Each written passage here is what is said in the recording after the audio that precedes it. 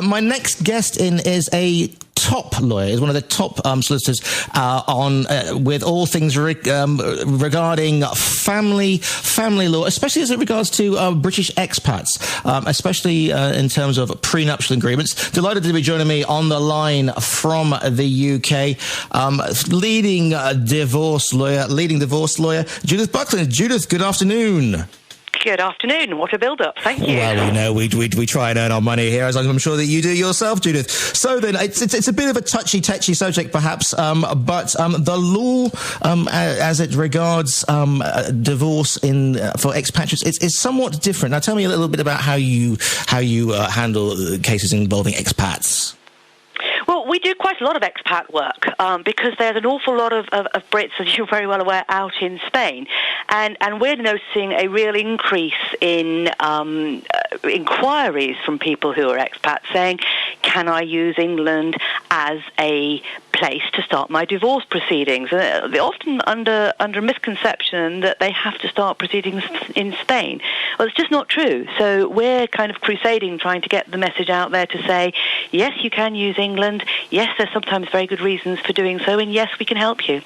Also, one of the things that you've been looking at is the fact that you try and minimise conflict in family disputes and get solutions that will meet the needs of the whole family. Yeah, absolutely. I mean, that's really the starting point. This is not a big argument to be won. This is people's worst times in their lives, and what we've got to try and do is to work together to try and find a solution that ideally meets everybody's needs. It's a difficult thing to do because, of course, you are breaking up a family's finances often in these circumstances, and both parties are going to have to tighten their belts and move forward. But if we can find solutions that work for the family, particularly for the children, minimising the conflict, minimising the disruption, then that's very much what we try to do, and we see it as a problem-solving exercise. One of the points that you've raised, and I hadn't really thought about this before, but it is true, especially as it relates to a lot of expats out here. Obviously, there are older members of the family, and you try and work so that acting for grandparents in disputes in relating to contact with their grandchildren. Yes, I mean, that's something that does crop up quite frequently, because if a family breaks down, then inevitably one set of grandparents is often left out, or sometimes is left out in the cold, because they just don't have that contact with both parties as they previously have. And we frequently get calls from people saying, I've just lost touch with my grandchildren, is there anything I can do? Well, the answer to that is yes, there is something that you can do.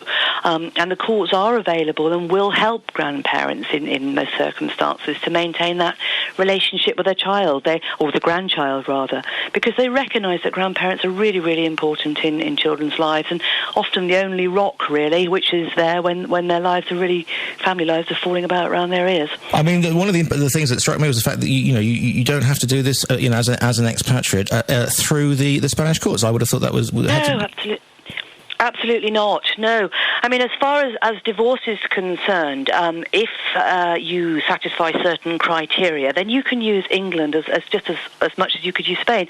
So in a kind of example, if you've got two British nationals living in Spain, the likelihood is that they could use the Spanish divorce courts or they could use the English divorce courts. They've got a choice. And that's almost the most important point where we start, which is to say, if there is more than one country then you can use, then fine, you've got to make a choice. How do you make that choice? And you make that choice by making sure that you take advice early, quickly, and we can then consider which is the best option for you, because it's not necessarily straightforward. There may be very good reasons for wanting to start in England. It's probably quicker, it's probably cheaper, it's certainly less bureaucratic, and it's in English. And those things are all quite attractive to English expats. But just digging a little bit deeper, there can be sometimes very good financial benefits in starting either in England or in Spain, because of the different ways that the different countries approach certain issues. And there can be big financial benefits in starting in England or conversely in Spain. So it's really important to get advice both from English lawyers and from Spanish lawyers, and we have both. We have contacts with both, so we can look at both for you. If people want to find out a little bit more about that, how can they get in contact with yourselves then? Right. Well, we've got website presence. We've got our own website presence, Woolley & Co., which is very easy to find on the web. But we have specifically set up a website for people in Spain with lots of information and videos and fact sheets about it. And that website is costadivorce.com. And if you log on to that, you can find out all of the information, our telephone numbers, our email addresses, and basically information as to how to get hold of us, because we would be very, very happy to talk to you. We offer free appointments to anybody who wants to arrange one, just so that we can talk through their options, what might be best for them, and generally just to see if we can help them. Judith, it's options at a difficult time, obviously, in anybody's life, especially partnerships. Judith Buckland, thanks for your time today, and have a great weekend. You're very welcome. You too. Thank you very much. Take care.